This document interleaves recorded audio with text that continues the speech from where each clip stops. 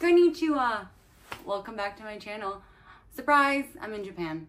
Right now I'm in Kyoto. I've been in Japan for almost a week now. And I was in Osaka and I've been in Kyoto for a couple days. One of the things I've always been curious about has been solo travel. And this experience, like, it wasn't intended to be solo. I was supposed to come with someone, right? And like we came together. But then they ended up getting sick, and with something as contagious as COVID, it was like, okay, we can't risk it. And so like staying by myself, and I'm in this place that I've always wanted to come to. I've always wanted to come to Japan, and I just kind of said, screw it. Like, gotta rip the band-aid off and just go out and see what's up. And so the first day, like, I just kind of stuck to what I usually do. And usually when I travel, like, I like to find like a workout class or popular running routes around the city, just so that I can explore the new place and just kind of get a feel for the area I'm in. And so I did that, and I took like a cycling class, and I tried to take a yoga class, but they didn't let me. One, because they didn't speak Japanese, and they were not about to translate the entire class for me. So whatever, no harm, no foul. The cycling class I ended up taking was actually stupid fun. It was also in Japanese, but the instructor was like basically acting out what I needed to be doing and telling me the gears in a very, very cute and like just thoughtful way. And so that class was like, it was definitely an experience. I'm not usually like a cycling gal, but it was just so interesting, this place. And I'll link all the places I've gone to below, and also my social media accounts. If you follow them, I have like more detailed, just like daily vlogs and like things I saw and have been just doing, most of which has been totally by myself. You know, I've always been curious about solo travel, but I've just never done it, just out of fear. And so this was kind of pushing me into the water, and honestly, it's been nice. Like, it's kind of funny that my last video was like appreciating yourself and like your time by yourself, because I kind of almost felt like I set myself up and like preempted what happened while here in Japan, because I was like, well, I said your alone time is a gift. Here's a trip of alone time, like unexpectedly and in an unplanning way. And you know what, honestly, it's been cool.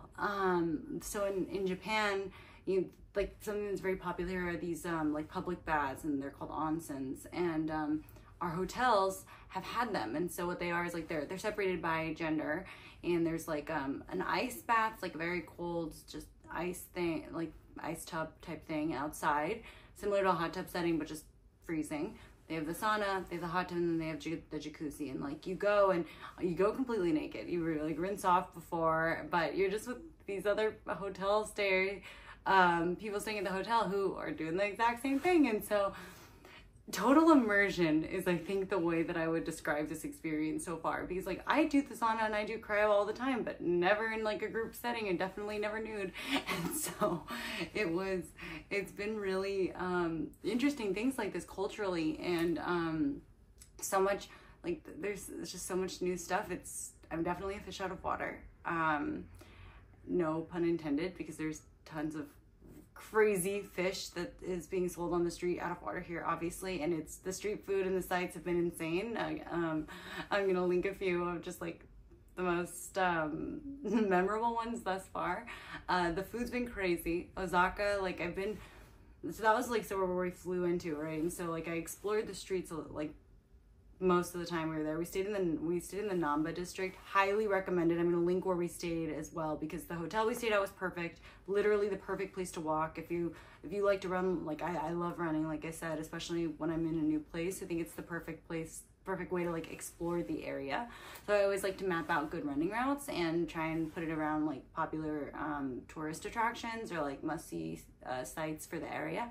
And so our place was in the Namba district, and so it's like literally on the street with all the shopping and the huge markets with all the food, and everything was like 1 to 2 miles within each other, within our hotel, and which is great.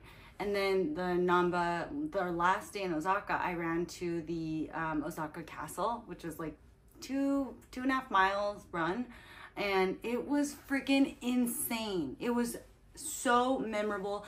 Like as I was approaching it, I was in disbelief. Honestly, a lot of this trip, I've been in just disbelief, like, damn, like this is my life. And, you know, it's like so much gratitude and that has come from honestly just unexpected turn of events. Like it was quite sad, right? 'Cause we're supposed to have this trip together, but like so many things I learned about myself on this journey so far, because like I said in my previous video, like I feared being alone for so long, and then I've recently in recent years really started to just embrace it and see it for what it is, which is great because you like yourself and you like your own company. But damn, a trip by yourself is a whole other experience. And so like it's been just total immersion, and I've been meeting local people, and you know, and the way I've been capturing a lot of kind of like the videos I've been sharing is just like random people I've met on the street and just kind of connected, and they've been nice enough to record stuff for me so that I can capture it for my channel and for this, you know. And so it's been so interesting, and it's just, Japan is just another world. It's insane, and it's like you're living in the future. And like what I'm telling you, when I ran, for example, to the Osaka castle, it's like you are in just like an incredible space. It's literally breathtaking. And you know, we're here in February, which is not technically cherry blossom season, but in the Osaka castle, like on the grounds, there's an area where there are cherry blossoms and they're starting to bloom. And so like running through that and seeing it, it's like the amount of immense gratitude that I just felt for the opportunity to like have this moment, to be alive and to just take this in, you know. And yeah, it didn't go exactly as was intended, you know, but oh my gosh, has it just been crazy. I've tried some crazy food, and just, you know, just had a bunch of random interactions with just other foreigners and, you know, people who are local to the area, and it's just been so great. And I never would have like actively sought solo travel, and to be fair, I didn't actively seek it. Now it was kind of forced on me, but in it being forced on me, like it's really something that I think if you have the opportunity or you've been afraid to do it, because, you know, I think there's just sometimes a misconception around it, I think do it. Like this is now like many of the nights, because our hotel had those onsens, I would end the night like going to the sauna and then doing like the ice bath, and like I would just be sitting in the jacuzzi, and it had an open space, and I'll link some of the videos I took. So it was like an open setting, right? And so just being there in like the night sky and just like reflecting on the day, I was like, oh my God, like this is so insane.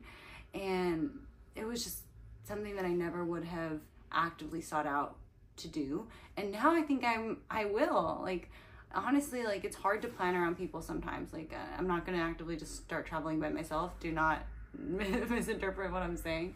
It's hard, but I think that overall it's something that I want to start planning more into my life. And I think that you get to do things and really recharge in a different kind of way when you go on this journey, and it's just for you. And like now when I'm going back to work, like dang, you know, I got to like take a moment to really take a step back thus far, and thus far the year has been great, and it's only February.